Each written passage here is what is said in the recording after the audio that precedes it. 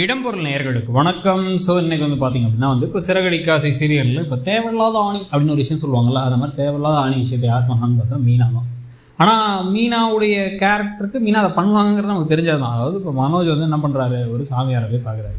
பரிகாரம் பண்ணால் உனக்கு காசு கிடைச்சிடும், அதுக்கப்புறம் நீ டாப்பாக வந்துடுவேன் அப்படின்னு அவர் சொன்னதை கேட்டு என்ன பரிகாரம்னு கேட்டால், ஒரு கோயில் வாசலில் போய்ட்டு ஒரு நாள் முழுக்க பிச்சை எடுக்கணும், பிச்சைக்காரங்களோட சேர்ந்து உட்காந்து எடுக்கணும், உனக்கு யார்கிட்டையும் சொல்லக்கூடாது, ஏமாத்து வரலாறக்கூடாது, நிஜமாக அந்த வாழ்க்கையை நீ வாழ்ந்தனா உனக்கு நல்லது நடக்கும் அப்படின்னு சொன்னதுக்கப்புறம் இவர் அங்கே உட்காந்துருக்க அதை மீனா பார்த்துடுறாங்க.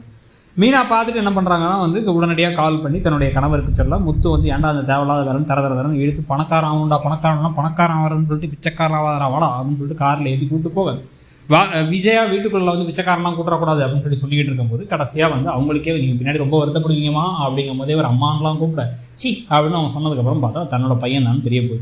ஆனால் இப்போ என்ன பிரச்சனை அப்படின்னா, மீனா சும்மா இல்லாமல் இதை பார்த்துட்டு கிண்டல் பண்ணி விடாமல் இதை நேராக கொண்டு இங்கே வீட்டில் சொன்னதுனால இப்போ மனசு கரைஞ்சிற போது விஜயாவுக்கு எப்படி இருந்தாலும் என் பிள்ளை பணம் கேட்குறான், பணத்தை நம்ம கொடுக்க முடியாதுன்னு சொல்லிட்டோம். ஏன்னா அதுக்கு முன்னாடி நம்புறபடி எதுவும் செஞ்சதில்லை, வேலைக்கும் ஒழுங்காக போகல அப்படின்னு சொல்லிட்டு.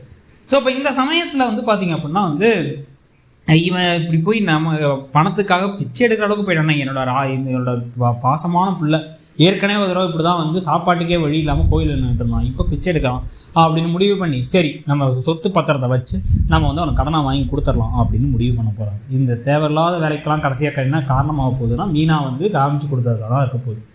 இன்னொரு பக்கம் இப்படி நிற்கிறாருங்கிறத பார்த்து இந்த பக்கம் ரோஹிணி ஷாக்காக எல்லா விஷயங்களும் நடந்து முடிஞ்சதுக்கு பிறகு பணத்தை அவங்க ஏற்பாடு பண்ணி கொடுக்க, பணத்தை சம்மந்தமே இல்லாமல் ஒரு கன்சல்டன்சியில் கொடுத்து அதில் ஏமாற போகிறான்னு தான் தோணுது.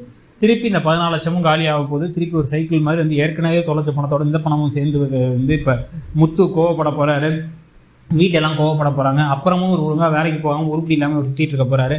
இவர் எல்லாரும் குத்தி காமிக்கிறது. இந்த சமயத்தில் குடும்பமே குத்தி காமிக்கும் பொழுது அப்படியே முழுசாக ஏற்கனவே ஒரு ரோஹிணி பக்கம் சாஞ்சவர் தான், ஆனால் பணம் வேணும்னு நினைப்பார். இப்போ எல்லாமே நம்ம சைடு நமக்கு சாதகமாக இல்லை அப்படின்ட்டு முழுக்க ரோஹிணி என்ன சொன்னாலும் தலையாட்டுற பொம்மையாக ஒரு மாதிரி அந்த பக்கம் போனதுக்கு பிறகு ரோஹிணி இந்த குடும்பத்தை பிரித்து முத்துவி மீனாவை இந்த வீட்டை விட்டு திறந்தால் தான் கரெக்டாக இருக்கும் அப்படின்னு அவங்க ஃபுல் லென்த்தில் எல்லா ரவுடித்தனங்களும் எல்லா வில்லத்தனங்களும் பண்ண ஆரம்பிக்கிறது. ஆனால் அதெல்லாம் நடந்துகிட்டு இருக்கும்பொழுது ஒரு 2-3 மாதம் கழித்து தான் கொஞ்சம் கொஞ்சமாக திருப்பி ரோஹிணி மாறுற மாதிரி சம்பவங்கள்லாம் நடக்கும்னு சொல்லி நமக்கு தோணுது. ஜூன் மாதம் போல் நடக்கும்னு தோணுது. ஸோ அதுக்கப்புறம் என்னென்ன கலாட்டாக்கள் நடக்க போகுதுங்கிறத பார்க்கலாம். அதுக்கு முன்னாடி இந்த முத்துக்கும் மீனாவுக்கும் ஒரு தனி ரூமாக கொடுத்து அவங்க 2 பேருக்கும் ஒரு குழந்தைய கொடுத்தா நல்லாயிருக்கும். எப்போ பார்த்தாலும் இவன் தனியாக போய் படுத்துருக்கிறதும் இல்லை, ஸ்ருதியும் ரவியும் வேறு வந்துட போகிறாங்க அடுத்த வாரத்தில். அவங்க வந்ததுக்கப்புறம் இன்னமும் ரூம் இல்லாமல் ஹாலில் போய் படுத்துக்கிறதும் மாடியில் போய் படுத்துக்கிறதும் இல்லாமல் இருந்தால் நல்லாயிருக்கும்னு தோணுது. உங்களுக்கு இந்த சீரியல் இப்போ எப்படி போகுதுன்னு நினைக்கிறீங்க? சிலர்லாம் இப்போதைக்கு கொஞ்சம் லைட்டாக போர் அடிக்கிற மாதிரி போகுது அப்படின்னாங்க. உங்களுக்கு என்ன தோணுது அப்படிங்கிறத சொல்லுங்கள். தேங்க்யூ. இடம்பொருள் நேயர்களுக்கு வணக்கம். ஸோ இன்றைக்கி பார்த்திங்க அப்படின்னா இப்போ சிறகடிக்காசை சீரியலில் இப்போ